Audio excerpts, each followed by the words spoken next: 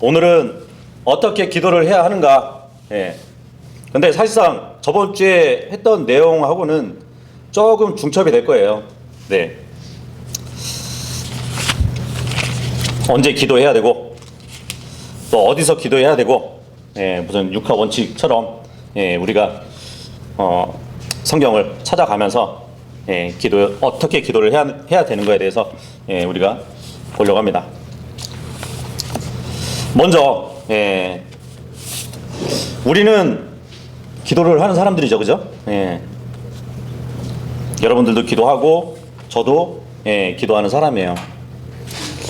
거듭났으면, 예, 주님과의 영적인 소통을, 예, 할 수 있는 사람들이 바로 이제 우리 믿는 성도들이잖아요, 그죠? 예. 그렇다면은 언제 우리가 기도를 해야 될까요?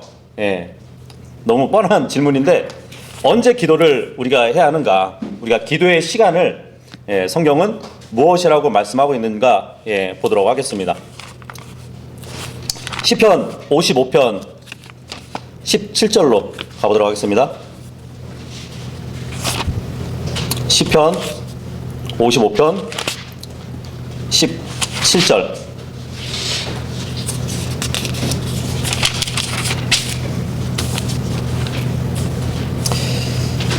여기 보면 이제 다윗의 시가 나오는데, 다윗이 시를 쭉 써가면서 17절에 이런 말씀을 해요.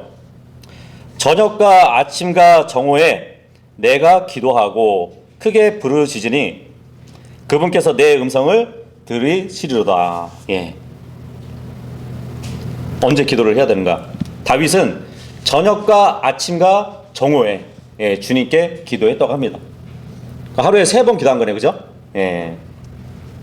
근데 보통 우리는 아침, 점심, 저녁, 뭐 아침, 오후, 저녁, 예, 이런 순서로 얘기하지 않나요? 근데 본문에 보니까 저녁과 아침과 정오라고 그래요. 예. 왜냐하면 유대인들은 하루를 저녁부터 시작하잖아요, 그죠? 어쨌든 하루에 3번을 기도한다는 것. 예. 다니엘서에 보면은 다니엘이 하루에 3번씩 기도를 했었어요, 그죠? 예.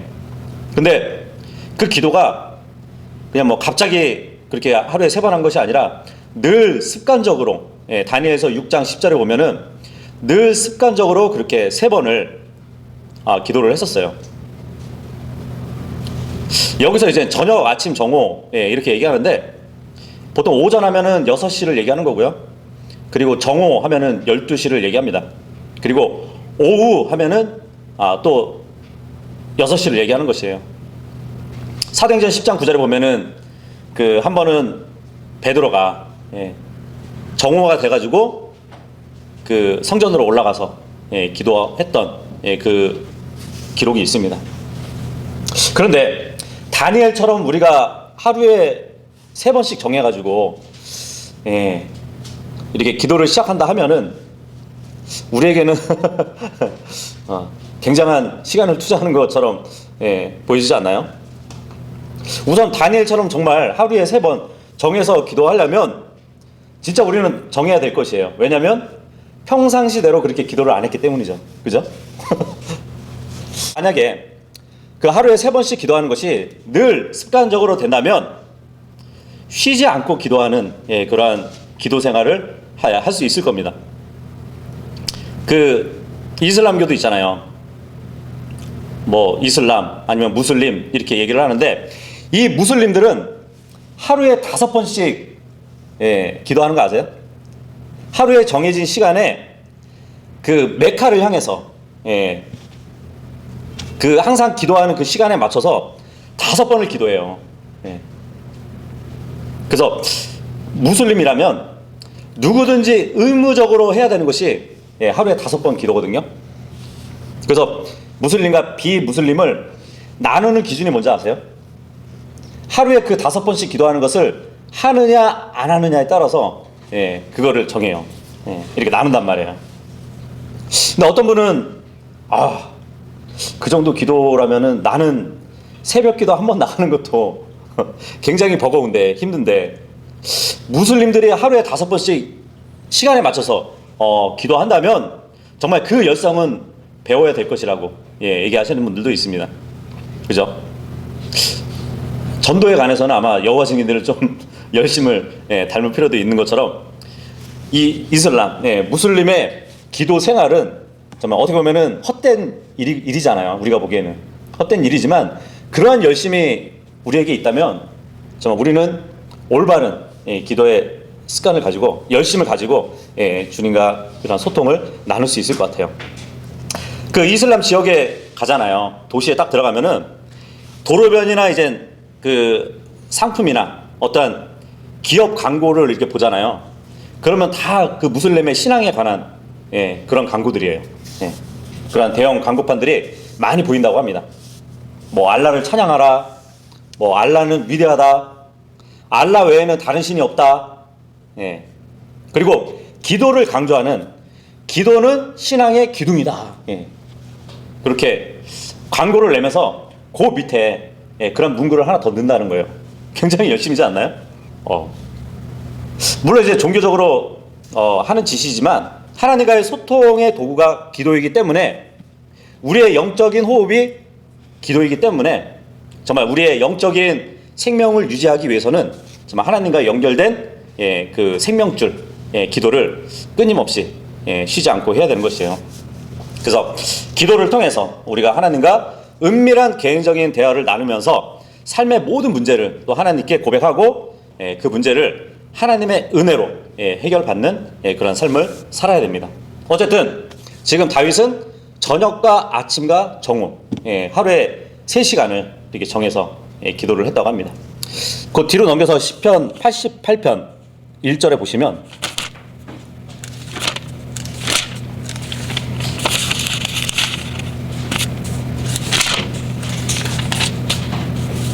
시편 88편 1절에 보면 오 주 내 구원의 하나님이여 내가 밤낮으로 주 앞에서 부르짖어 싸우니. 여기도 보니까 내가 밤낮으로 부르짖었다고 합니다. 물론 이 밤낮은 종일토록 기도했다는 거잖아요. 그죠?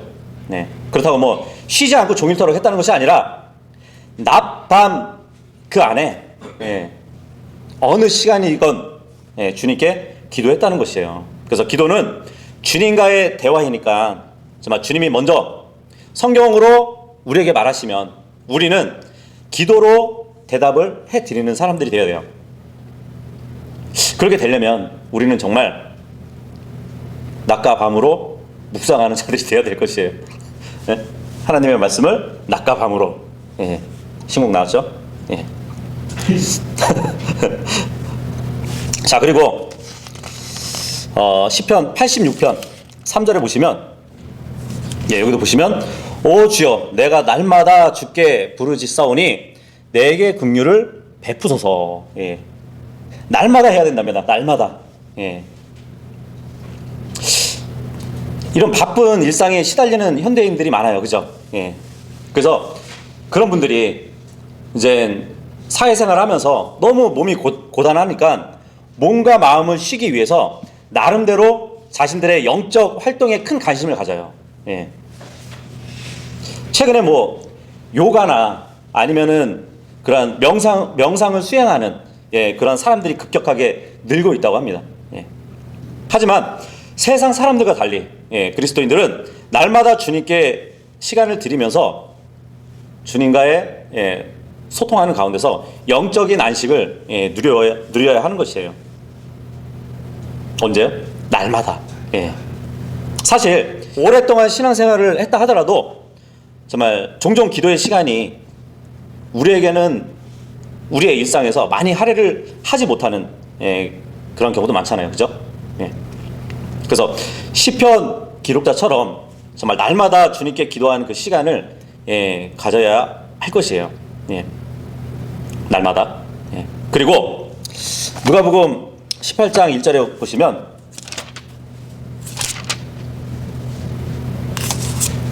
예수님이 직접 말씀해 주시거든요. 누가복음 18장 1절에 보시면 사람들이 항상 기도하고, 여기 보니까 항상 기도한다고 합니다. 언제나 항상 기도를 한다고 말씀하고 있는데 낙심하지 말아야 할 것을 보여주시기 위해 그분께서 그들에게 비유를 말씀하여 이렇게 말씀을 하고 있어요. 기도는 언제나 항상 해야 된다고 예수님이 말씀해 주셨어요. 그런데 항상 기도하고 낙심하지 말아야 할 것을 또 말씀해 주십니다. 예수님이 비유를 말씀하신 목적은 사람들은 항상 기도하는 것은 당연한 일인데 그러한 가운데서 낙심하지 않기를 원하셨기 때문에 비유로 말씀해 주고 있다고 하시는 것이에요. 이때 예수님은 사실 자기를 따르는 그 사람들이 낙심할 그 상황에 있었다는 것을 잘 알고 계셨거든요. 왜냐하면 예수님은 지금 승천하실 날이 얼마 남지 않아가지고 예루살렘에서 고난을 받기 위해 그 예루살렘을 향해서 가고 계셨던 그때거든요. 그래서 누가복음 9장 22절에 보면 제자들한테 그 말씀을 하세요. 사람의 아들이 반드시 많은 고난을 겪고 장로들과 수제사장들과 서기관들에게 버림받아 죽임을 당하고 셋째 날 일어나리라 하시니라, 이 말씀을 하셨거든요. 그렇다면 사도신경에 나오는 빌라도에게 고난을 받으사, 이거는 틀린 거겠죠, 그죠? 어쨌든 자신이 이렇게 당할 것이라는 그 말씀을 해주셨단 말이에요. 그런데 생각을 해보세요. 그동안 예수님을 따랐던 제자들이 있었잖아요. 예수님이 이 말씀을 하셨을 때 어떻게 생각했을까요? 나는 예수님이 이 땅에 오셔서 이스라엘을 회복하고 정말 왕으로서 통치하실 것을 믿고 주님을 따랐는데 고난을 받으셔야 된다고? 다른 형제들, 다른 그 제자들은 예수님의 좌우편에 서게 해달라고, 그죠?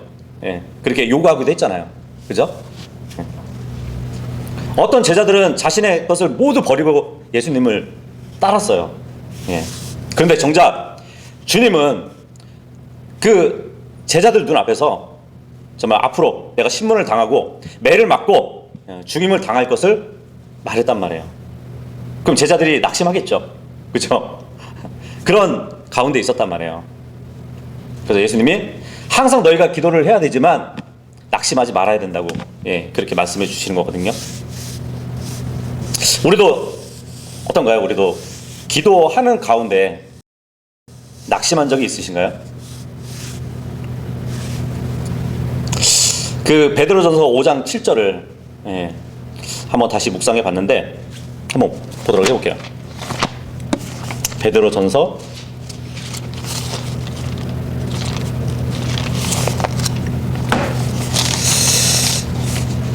5장 7절 보시면 참 우리에게 힘이 되는 말씀이라고 우리가 보는 말씀이죠. 너희의 모든 염려를 그분께 맡기라. 그분께서 너희를 돌보시느니라. 이 말씀 보면은 정말 염려를 그분께 맡기면 우리가 낙심할 일이 없을 것 같지 않나요? 그죠? 여기 보니까 너희 모든 염려를 그분께 맡기래요. 이 맡기라는 말이 지금 캐스팅이에요. 던지래요. 주님께 던져버리래요. 너희 모든 염려를 그분께 던져버리라. 너무 신나지 않나요? 이 말씀 보면? 그죠? 그래서 나는 분명히 주님이 해결해 주실 것을 믿음으로 내 염려를 주님께 맡겨버렸어요. 그런데 나중에 보니까 주님은 내가 원하는 대로 해결해 주시지 않았을 때, 그럴 때가 있었어요. 그런 결과를 맞이한다면은 어떤 마음이 들겠어요? 하나님께 실망하게 돼요. 저도 그런 적이 있었어요. 내가 주님께 염려를 맡겨버리고 주님이 해결해 주실 것을 믿고 기다렸는데 그렇게 되지 않았었어요. 그래서 정말 실망감에 감추지 못했던 그런 날이 있었거든요. 주님, 이게 아니잖아요. 주님, 이것은 이렇게 해결해 주셔야 맞는 거 아닌가요? 근데 주님은 이제 그러시는 거죠. 너의 염려를 나한테 맡긴 거 맞아? 나한테 정말 던져버린 거 맞냐? 물어보세요.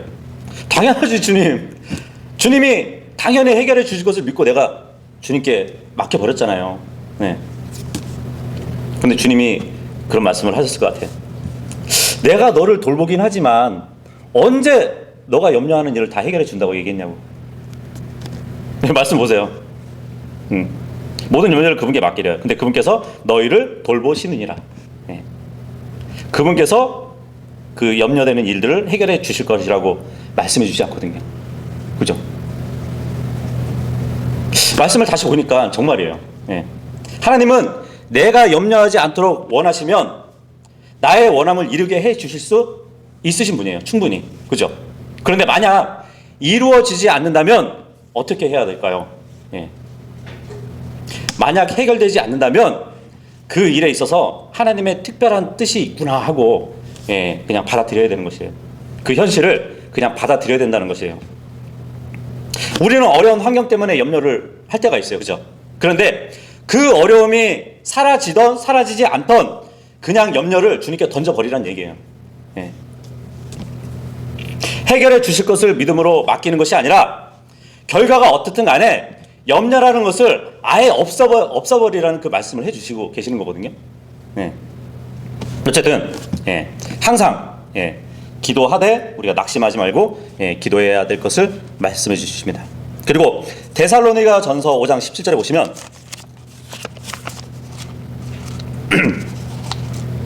데살로니가 전서 5장 17절에 보시면 쉬지 말고 기도하라. 예.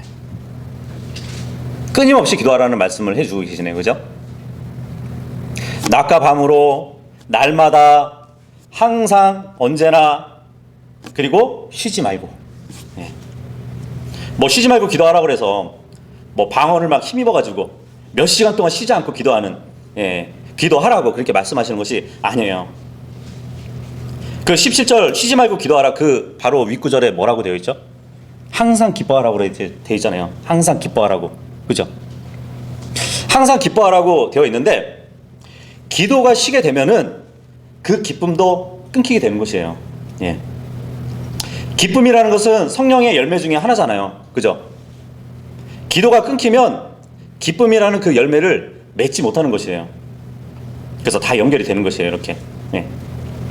그래서 우리가 언제 정말 기도를 하는지를 생각해 보면 이 말이 해결될 것 같아요. 예. 우리는 언제 기도하죠?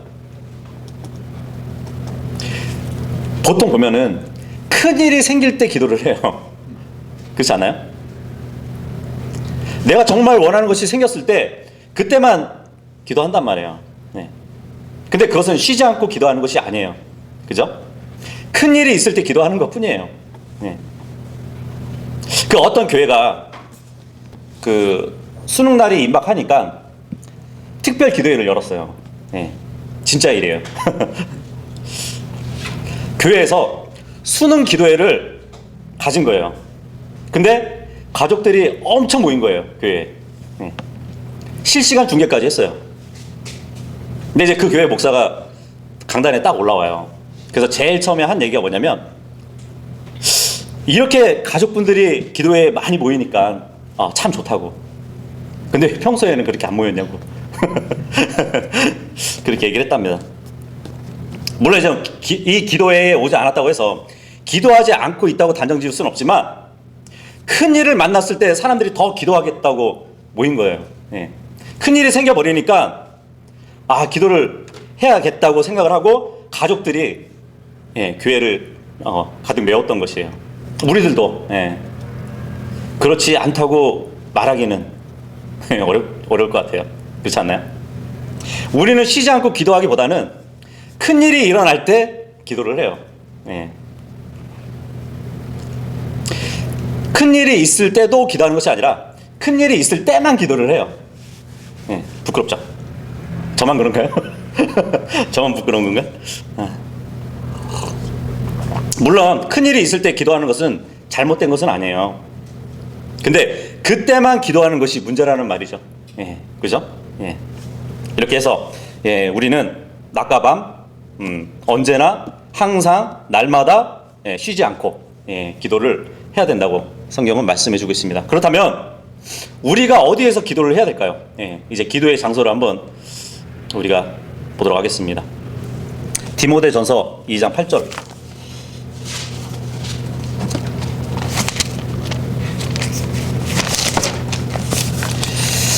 디모데전서 2장 8절에 보시면, 그러므로 나는 모든 곳에서 남자들이 진노하거나 의심하지 않고 거룩한 손을 들어 기도하기를 원하노라. 어디에서요? 모든 곳에서. 예. 우리가 어디서 기도를 해야 되냐면 모든 곳에서 기도를 해야 된다는 것이에요. 그러니까 어디서나 우리는 기도할 수 있다는 것이잖아요. 그죠? 그래서 이 기도라는 것은 정말 우리의 마음을 주님으로 채우게 하는 일이기도 해요. 예. 그래야 이 말씀처럼 진노하거나 뭐 의심하지 않게 되기 때문이에요. 기도는 주님의 관점에서 사람을 바라보게 해주고 주님의 관점에서 상대를 사랑하게 만들어줘요. 예. 그래서 기도는 주님의 마음으로 사람을 섬기고 헌신하게 만드는 그 일을 또 해줍니다. 그래서 어디서든지 우리는 기도해야 됩니다. 그런 말 있잖아요. 기도 없는 성공보다는 기도 있는 실패가 더 유익하대요. 어떤 분이 얘기했는지 모르겠지만 좋은 얘기 같아요. 그리고 어디서나 우리가 기도할 수 있는데 마태복음 6장 6절도 가서 보시면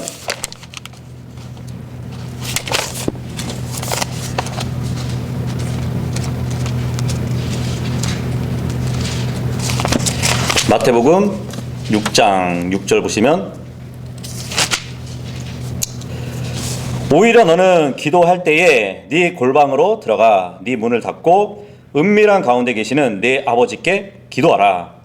그러면 은밀한 가운데서 보시는 네 아버지께서 네게 공개적으로 보답해 주시리라. 이 말씀을 하고 있습니다.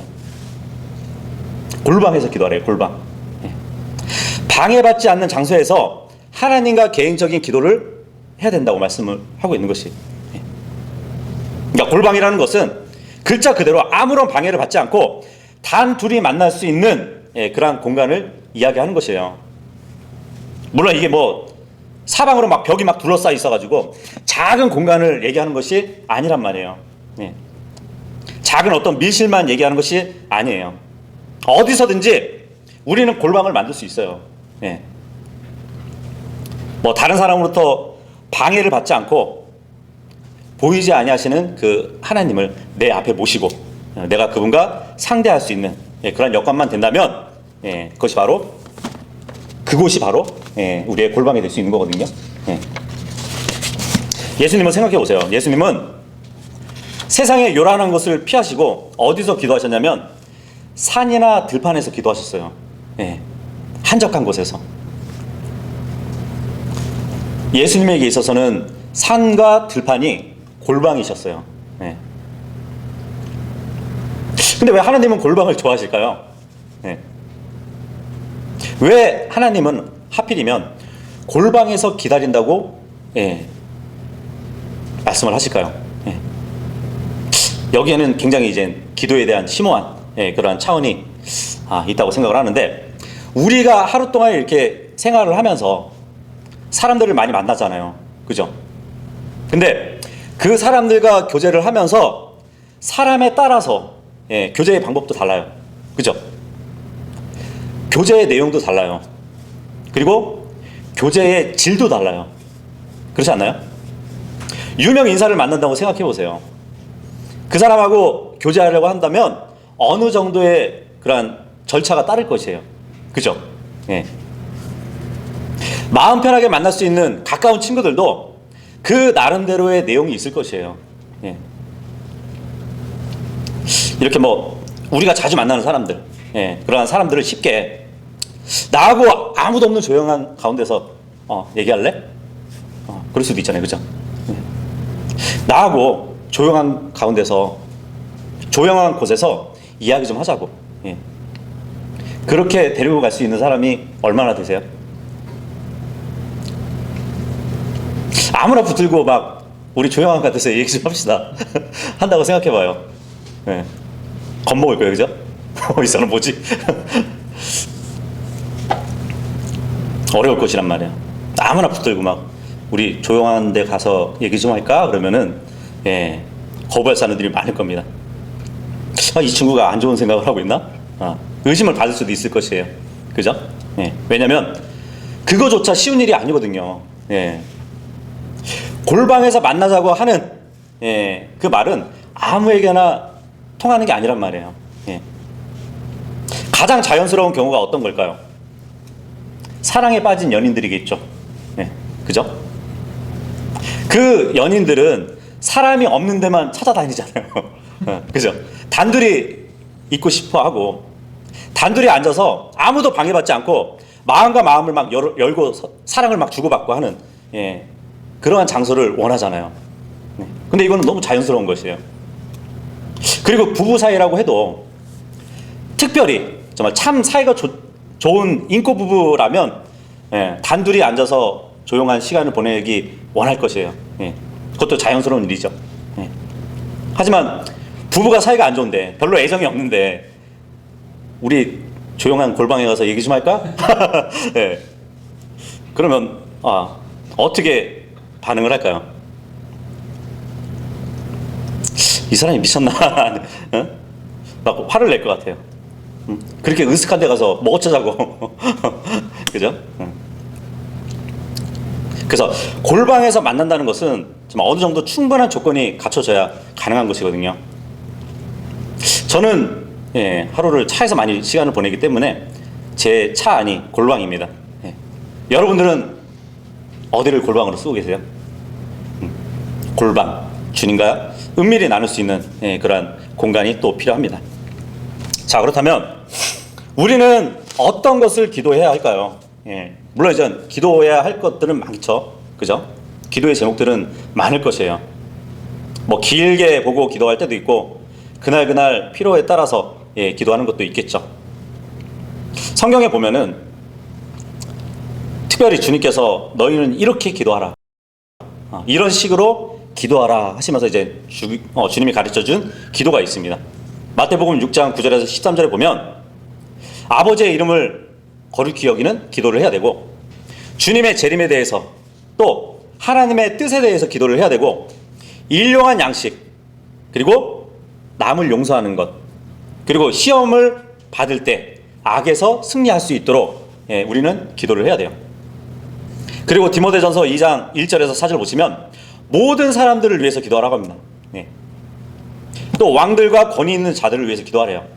왜냐하면 그러한 세상의 권력자들을 위해서 기도를 해야 우리의 믿음 생활이 이 땅에서 어떻게 보면은 보호를 받고 자유스럽게 신앙생활을 할 수 있기 때문이에요. 그리고 죄인들의 구원을 위해서 기도하고, 또 진리의 지식에 이르기 위해서 기도를 하라고 나와 있습니다. 그리고 사도행전 12장 5절하고 다니엘서 6장 22절에서 23절 보시면 각종 위험으로부터의 보호를 위해서 기도하라고 해요. 베드로가 투옥됐을 때, 물론 베드로도 개인적으로 기도했겠지만 성도들이 베드로를 위해서 기도를 해줬어요. 그죠? 중보를 해줬단 말이에요. 그리고 다니엘도 사자굴에 넣어졌을 때 그 사자의 입을 다물어 달라고 기도를 했었습니다. 그래서 우리는 위험으로부터 보호를 받을 수 있도록 기도를 해야 돼요. 그리고 야고보서 1장 5절하고 열왕기상 3장 5절에서 9절 보시면 지혜와 지식을 위해서 기도를 해야 됩니다. 이 세상의 지혜가 아니라 말씀에서 오는 그 지혜를 우리가 잘 응용하고 활용해서 이 세상을 살아갈 수 있게 기도를 하는 것이죠. 솔로몬도 기도했잖아요. 지혜를 얻었어요. 지혜를 구할 때는 주님은 절대 꾸짖으시는 분이 아닙니다. 그렇게 야고보서 1장 5절에 나와 있죠. 그리고 로마서 1장 10절에 보면 말씀을 전파하기 위한 형통한 여정을 위해서 기도를 해야 돼요. 사도 바울이 열매를 얻고자 로마 교회에 가고자 원했지만 여러 번 막혔다는 그 얘기를 하거든요. 그러니까 우리도 뭐 말씀을 전파하기 위해서 먼저 기도가 있어야 돼요. 우리 저기 한대역 갈 때 저쪽 공원에 이제 복음 전하러 갈 때 기도하시잖아요. 그죠? 기도하시잖아요. 그죠? 기도하시죠. 그리고 마태복음 5장 38절에서 48절, 그리고 로마서 12장 14절에 보면 자신에게 막 무자비하게 대하고 박해하는 자를 위해서, 그 원수들을 위해서 기도하라고 합니다. 예. 물론 그들이 나에게 험악하게 대하고 악하게 대한다고 하면 그냥 욱하지 말고, 예, 그들을 위해서, 예, 기도를 하라고 합니다. 그리고 야고보서 5장 14절에서 16절에 보면 병든 자들을 위해서, 예, 기도를 하라고 합니다. 골로새서 1장 28절에 보면 각 사람을 그리스도 안에서 완전한 사람으로 세우기 위해서, 예, 기도를 하라고 해요. 근데 이 기도의 부족으로, 예, 우리가 서로 헐뜯는 것이에요. 예. 우리의 각 지체들이 그리스도 안에서 완전한 사람으로 세워지기를 위해서 기도를 해줘야 되는데 그 기도가 부족하면은, 예, 헐뜯게 된다는 얘기예요. 그리고 디모데전서 5장 17절에 보면 말씀과 교리를 가르치는 일에 수고하는 이들을 위해서, 예, 기도를 하라고 합니다. 예, 고맙습니다. 고맙습니다. 네.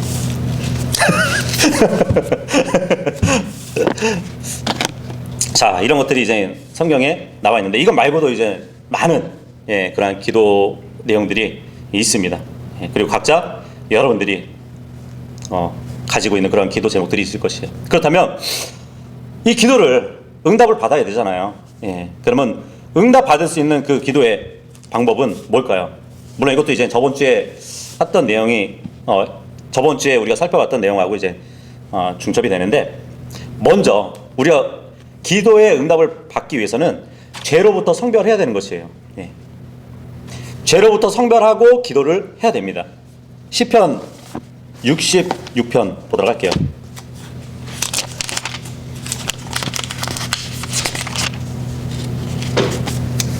시편 66편 18절에 보시면 내가 마음속으로 불법에 관심을 두면 주께서 내 말을 듣지 아니하시리라. 예. 구하는 것을 받지 못하게 하는 장애물이 죄라는 얘기예요. 그죠? 이 죄라는 것은 사람들이 스스로 만드는 것이에요. 그래서 우리가 기도하는 데 있어서 죄라는 장애물을 제거해야 되는 것이에요. 그래야 주님이 내 말을 들으신다는 것이잖아요. 그죠? 이사야서 59장 1절 2절도 보시면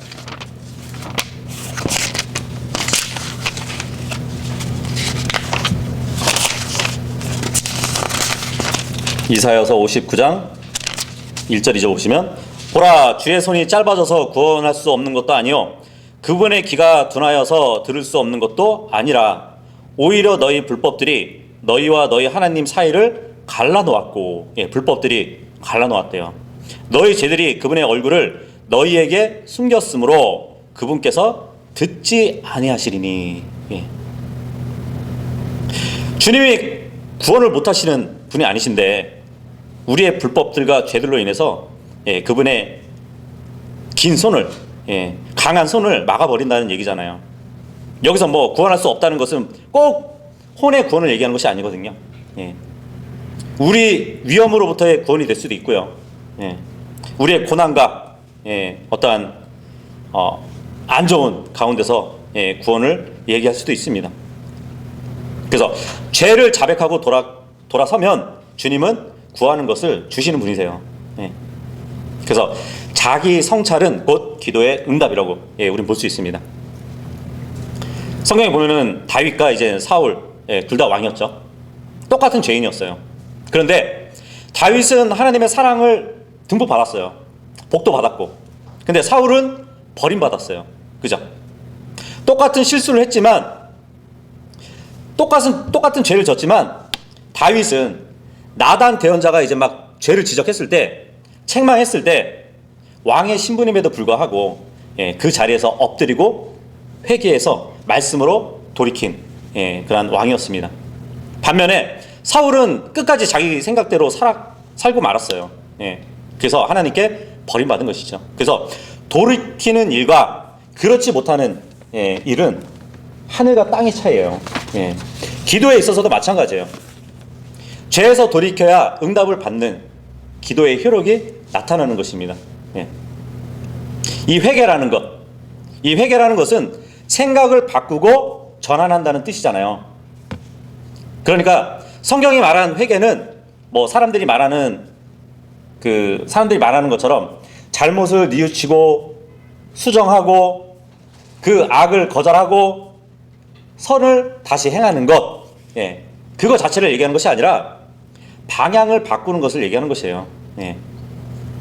사람이 죄를 향해 있으면 그의 생각은 하나님께 등을 돌리고 있는 것이거든요. 그래서 하나님 외에 눈앞에 보이는 많은 유혹하는 일들, 그리고 유혹하는 사물들을 향해서 가게 됩니다.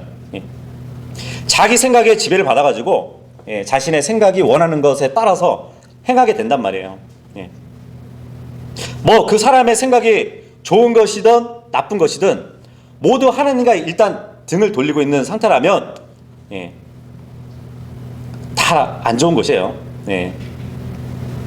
그래서 내 눈과 마음을 하나님께 고정시키는 일, 그것이 바로 회개라고 볼 수 있습니다.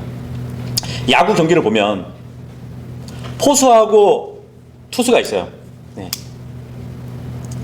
투수가 하나님이라면 포수가 우리라고 생각을 해보세요. 우리는 투수한테 필요한 볼을 달라고 그러잖아요. 사인을 주잖아요. 이렇게 주세요, 저렇게 주세요. 그럼 투수는 그 사인에 맞춰서 준단 말이에요. 그런데 그 중간에는 뭐가 있죠? 타자가 있어, 타자가. 방망이로 막아버린단 말이에요. 그게 바로 죄라는 것이죠. 그 죄를 하나님과 우리의 사이에, 물론 교제를 막을 뿐만 아니라 기도의 응답도 막아버리는 것이 바로 죄라는 것이에요. 물론 이 죄는 하나님께 지은 죄뿐만 아니라 우리가 저번 주에도 봤지만 다른 형제들에 대해서 뭐 용서하지 않은 것이 있다면 그것도 하나의 죄를 남겨둔 거거든요. 야고보서 5장 9절에 보면 형제들이 서로 원망하고 있다면 그걸로 인해서 응답을 받을 수 없습니다. 베드로전서 3장 7절의 말씀처럼 아내와의 관계가 문제가 있다면 내가 구하는 것을 받을 수 없어요. 그래서 응답받을 수 있는 기도의 방법은 나와 주님 사이의 죄를 제거하고 기도를 해야 된다는 것이에요. 그리고 두 번째는 순수한 동기로 기도를 해야 됩니다. 고린도전서 10장 31절에 보면 하나님의 영광을 위해서 기도를 해야 되는 것이에요. 나의 영광이 아니라 어떤 나의 육신의 성취나 성공의 수단을 위해서 기도하는 것이 아니라 하나님의 뜻을 이루어가는데 필요한 기도를 우리가 해야 되는 것이에요. 성령님도 하나님의 뜻대로 중보해 주신다고 말씀을 해주셨어요. 그죠? 그처럼 우리도 하나님의 뜻대로 기도를 해야 되는 것이에요. 물론 하나님의 영광을 위한 기도. 그럼 하나님의 영광은 뭘까요? 우리가 하나님을 즐거워하고 또 기뻐할 때 하나님도 영광을 받으시는 거거든요. 다윗이 이제 자기 성에 언약궤가 들어왔을 때 어떻게 받아들였죠?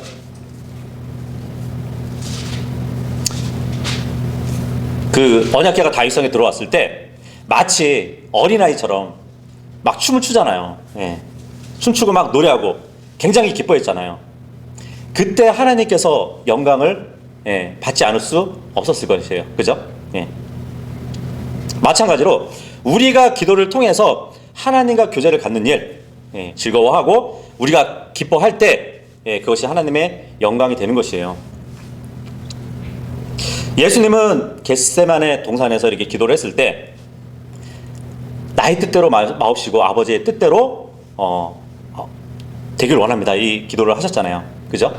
아버지의 영광을 먼저 우선적으로 생각하셨던 분이 예수님이에요. 그래서 우리도 예수님의 기도 방법대로 해야 되는 것이겠죠. 그 뭐 5만 번 기도의 응답을 받았다는 조지 뮬러, 고아원을 운영을 했었거든요.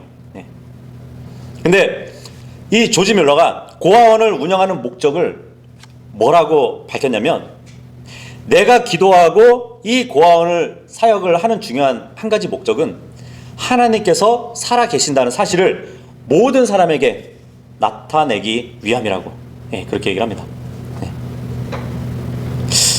이 조지 밀러에게는 어떤 재산이 없었거든요. 근데 고아원을 운영하는데 아무것도 없이 운영을 하는 것이에요. 근데 참 희한하게도 막 생각지도 못한 데서 후원금이 오고, 아이들과 저녁을 먹어야 되는데 먹을 게 없는 것이에요. 먹을 게 없는데 기도를 했더니 1시간도 안 돼가지고 누가 문 앞에다가 두고 간 것이에요. 음식들을. 그래서 이제 내가 고아원을 운영하는 목적은 하나님이 살아계심을 사람들에게 보여주기 위해서 운영을 한다고 그런 말을 했었습니다. 그러니까 우리의 기도는 정욕에다 쓰려고 잘못 구하는 기도를 하면 안 되는 것이에요. 그거는 응답받지 못하는 기도입니다. 만약에 이제 그 나쁜 동기로 주님께 구한다면 주님은 결코 자기 자녀에게 나쁜 것을 주진 않으시잖아요. 그래서 주지 않으실 겁니다. 그리고 사무엘의 엄마가 이제 한나잖아요. 한나 기도를 보면은 굉장히 이제 아이를 낳지 못하는 그 괴로움, 슬픔, 또 이렇게 비방하는 사람으로 인해서 고통을 당하고 그러한 가운데서 이제 기도를 했었는데 목적은 뚜렷했어요. 만일 주님의 여정의 고통을 생각하시고 주님의 여정을 잊지 않으시고 아들을 주신다면 내가 그의 평생을 주님께 드리겠습니다. 그러잖아요. 그 기도 또한 물론 아들이 생기면은 굉장히 기쁘겠죠, 그죠? 하지만 그 한나의 기도의 목적은 주님의 영광을 위해서 그 아들을 드리겠다는 그러한 목적을 가지고 기도를 했다는 것이에요. 서원 기도를 했던 것이죠. 자기 아들이 평생 부모를 위해서 산다면 부모의 영광이 되겠지만 평생 주님을 위해서 그 사무엘이 재판관이 된다면 그야말로 주님의 영광을 위한 기도라고 우리는 볼 수 있는 것이에요. 그래서 응답이 됐죠. 그래서 우리 기도는 이기적인 기도가 아니라 결국은 주님의 영광을 받으셔야 되는 그런 기도가 되어야 될 것이에요. 아이들은 막 뭘 달라고 많이 얘기해요. 나 줘, 이거 줘, 저거 줘, 그죠? 하지만 조금 성숙하게 되면은 남을 위해서 나눠주는 사람들이 되잖아요. 꼭 자기 것을 구하지 않고도. 그것이 바로 이제 중보 기도라고 우리는 볼 수 있거든요. 그래서 중보라는 것은 다른 사람들을 위한 기도입니다. 그런데 이 또한 기도의 동기를 순수하게 유지하고 자신의 이기적인 마음과 어떠한 생각을 제거하도록 제거하는 가운데 해야 될 것이에요. 다른 사람들을 위해서 기도하는 것은 매우 중요합니다. 아브라함 같은 경우도 소돔성이 멸망하기 전에 자기 조카를 위해서 기도를 했었잖아요. 중보 기도를 했었단 말이에요.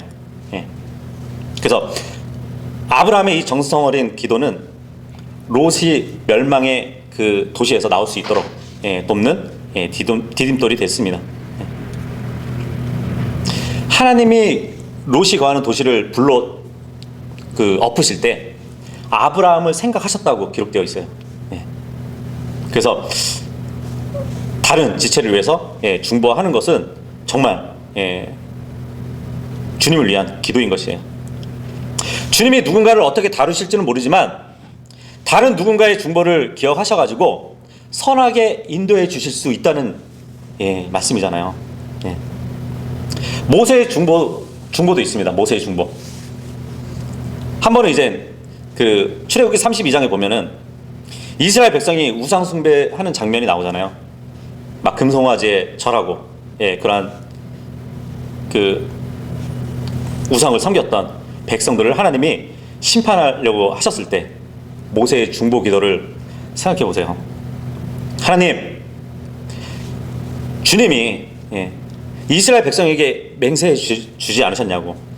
하늘의 별처럼 많게 해주시고 또 땅을 주셔서 영원한 유업으로 삼아 주신다고 말씀해 주시지 않았냐고. 약속해 주시지 않았냐고. 그렇게 중보를 하거든요. 그래서 모세의 이 중보 기도는 정말 약속에 근거한 기도였습니다. 그래서 그 간절한 기도는 하나님께서 마음을 돌이키시는 그 기도가 됐던 것이에요. 느헤미야, 뭐 다니엘, 그들도 이스라엘 백성의 죄 때문에 중보를 했던 사람들이잖아요, 그죠? 예수님의 중보는 어떤가요? 예수님은 자기가 희생 당하는 십자가에 달려서 죄인들의 용서를 구하는 기도를 하셨어요. 특별히 이제 뭐 제자들을 위해서도 기도를 하셨고, 또 그들이 악에서 보호를 받도록 기도도 해주셨고, 또 기쁨이 충만하도록, 또 거룩해지도록, 또 나를 증언할 수 있도록, 또 서로 연합하도록, 그리고 하나님의 사랑을 증언하도록 그렇게 기도를 한 모습을 보여주셨습니다. 그래서 기도는 정말 주님의 영광을 위해서, 그러니까 선한 의도를 가지고 기도를 해야 되는 것이에요. 그리고 이제 우리가 기도를 할 때 성경 말씀에 순종하면서 기도를 해야 됩니다. 요한복음 15장 7절 한번 보도록 할게요.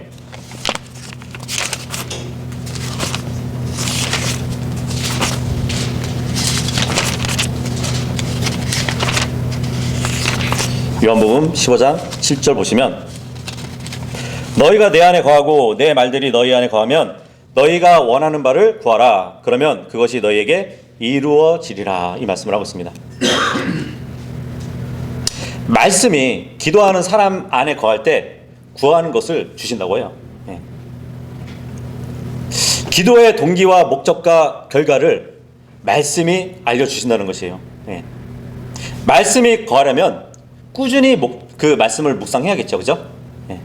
그 말씀을 마음에 새겨야 될 것입니다. 그래야 성경 말씀에 근거해서 그 말씀에 일치하는 기도를 할 수 있다는 것이죠. 자, 그리고 우리가 응답받을 수 있는 방법은 간절하게 기도해야 되는 것이에요. 뭐 어떤 분의 말씀처럼 간절하게 기도하는 정도는 어느 정도냐? 간이 저리게 간이 저릴 정도로 기도를 해야 되는 것이에요. 아까도 말씀드렸지만 정말 울면서 자신의 혼을 막 토로한 그 한나와 같이 기도를 해야 되는 것이에요. 물론 간절한 기도를 하기 위해서는 뭐 금식도 필요할 때가 있을 겁니다. 예수님도 겟세마네에서 이렇게 기도를 드렸을 때 똑같은 내용을 3번씩이나 반복하면서 기도를 하셨어요. 혹시 우리는 한번 기도해놓고 이렇게 기도했으니까 뭐 반복할 필요 없이 주님이 알아서 해결해 주시겠지, 응답해 주시겠지 이렇게 생각할지 모르지만, 주님은 같은 기도를 3번이나 반복해서 드렸단 말이에요. 간절하게. 어느 정도 간절하냐면 땀이 큰 핏방울처럼 땅에 떨어질 정도로 간절한 기도를 하셨던 것이에요. 심한 통곡, 눈물로 드려진 기도를 하셨습니다. 그리고 끈질기게 지속적으로 기도해야 되는 것이에요. 누가복음 11장 한번 보도록 하겠습니다.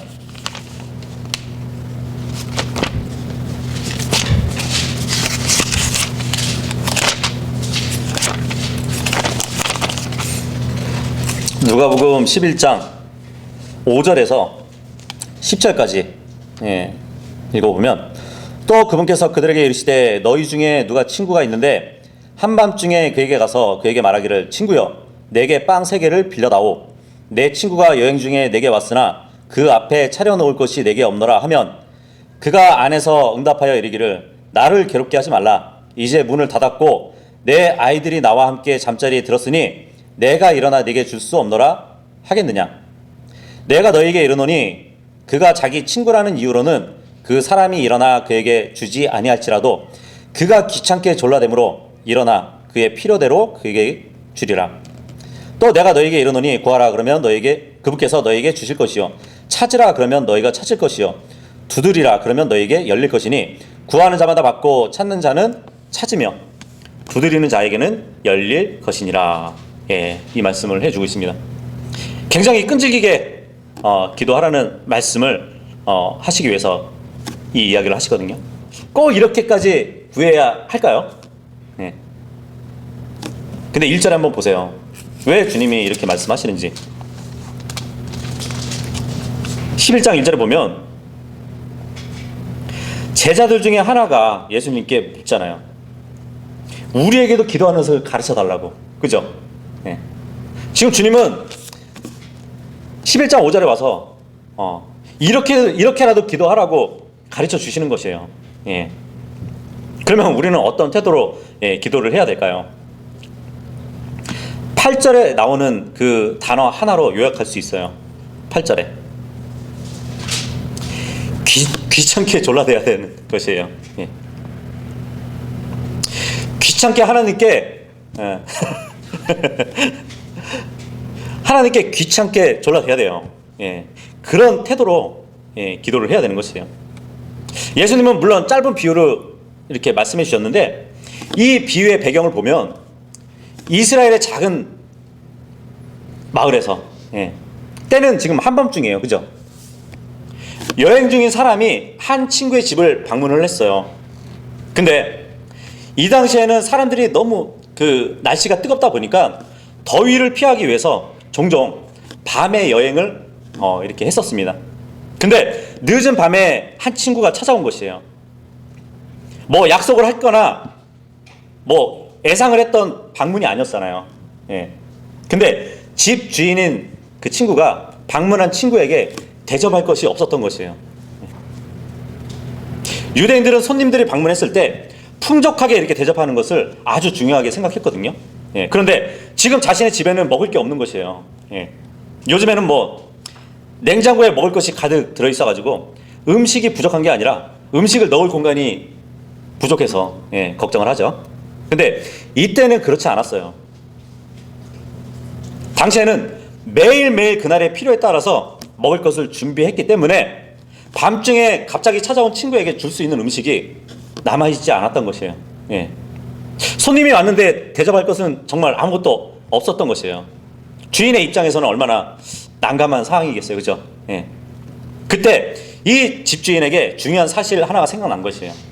같은 마을에 사는 또 다른 친구한테 남은 음식이 있었다는 사실을 알고 있었던 것이에요. 근데 한 가지 걸리는 게 뭐냐면 그 친구 집에 가서 음식을 구하기에는 너무 늦은 시간인 것이에요. 예. 모두가 자고 있을 때 친구의 집에 가서 음식을 빌리는 그 일은 어떻게 보면 A에 벗어나는 일이잖아요. 그죠?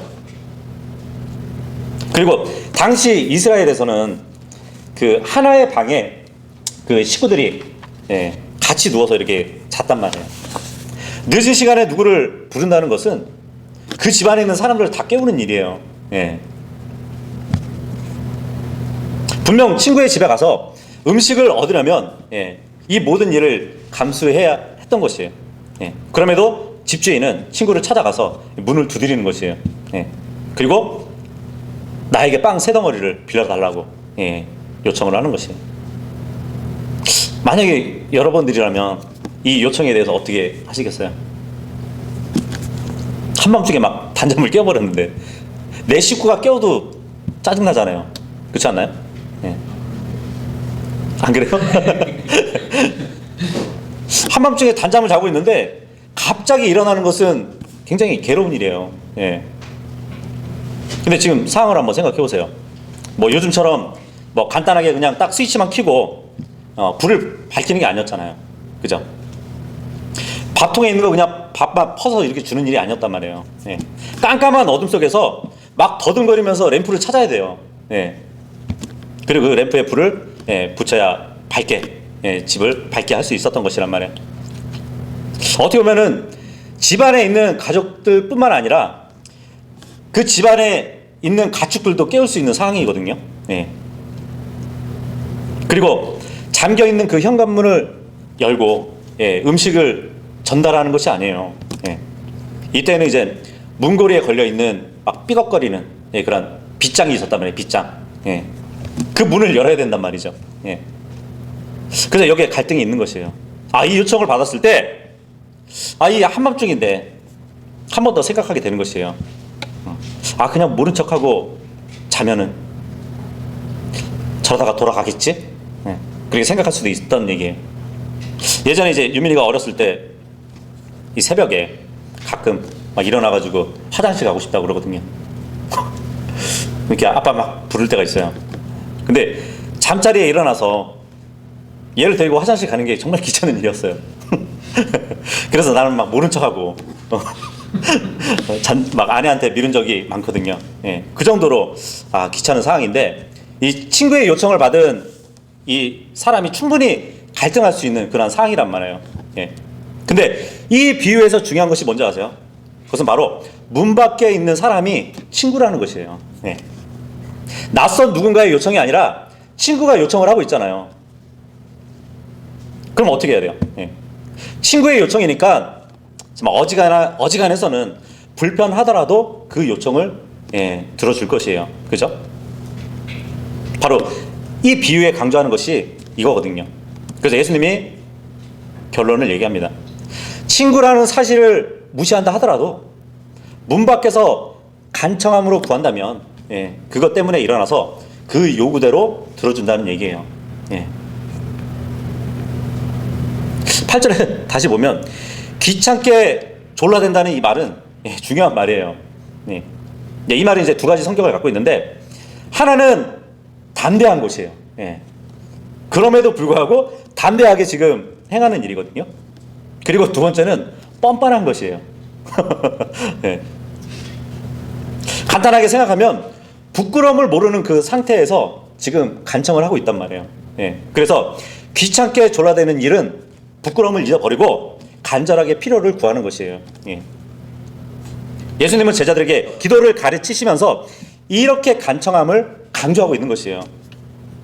주면 좋고 아니면 말고, 그러든지 말든지 이런 태도로 기도하라는 것이 아니라 정말 간절함으로 부끄러움을 내어버리고 기도하는 것을 필요로 하라고 지금 가르쳐 주시는 겁니다. 그래서 우리도 주님께 담대하게 뻔뻔하게 나갈 수 있어야 돼요. 하나님 앞에서 끈질기게 적극적으로 우리가 구할 것을 간청할 수 있다는 것이에요. 이것이 바로 또 우리에게 있어서 놀라운 특권 중에 하나거든요. 기도에 대해서 우리가 가져야 할 태도입니다. 그러면 왜 이런 태도로 기도를 해야 될까요? 우리가 이렇게 간청하는 것은, 이렇게 간청함으로 기도해야 하는 것은 약속이기 때문이에요. 하나님의 사람은 기도의 골방에서 만들어져요. 그리고 기도의 사람이 아니고서는 지속되는 하나님의 일을 감당할 수가 없습니다. 이 기도라는 것은 음식처럼 그리스도인의 생활에 있어서 필수적인 것이기 때문에 기도하지 않는 것은 정말 영과 혼을 굶기는 것과 마찬가지인 것이에요. 이 기도라는 것, 어떻게 보면 이거는 그리스도인의 의무를 넘어서는 것이에요. 기도하지 않는 것은 정말 귀하고 아름다운 특권을 잊어버리는 것과 마찬가지입니다. 그래서 우리가 이제 2주 동안의 기도에 대해서 이렇게 살펴봤는데, 정말 기도로 필요를 구하고, 또 기도로 마음을 나누고, 또 기도로 모든 일들을 감당할 수 있는 모두가 될 수 있기를 바라겠습니다. 고맙습니다.